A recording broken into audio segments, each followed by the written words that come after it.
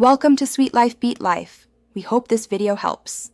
In this video, I will explain how to care for rose step by step. Prune in early spring by removing dead wood and shaping the plant to open the center for airflow. Remove thin, weak canes and leave strong, healthy canes to promote vigorous blooms. Make clean, angled cuts and disinfect tools to reduce disease risk. Proper pruning timing helps plants focus energy on flowering and root development throughout the season. In this video, I will explain how to care for rose step by step. Water deeply at the base to encourage roots to grow downward and resist drought stress. Aim for soaking the root zone rather than light surface watering, which causes shallow roots. Morning watering reduces disease risk by allowing foliage to dry during the day.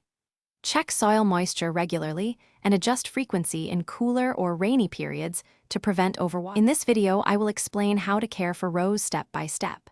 Feed roses with a balanced fertilizer every 4 to 6 weeks while they are actively growing to encourage steady blooms.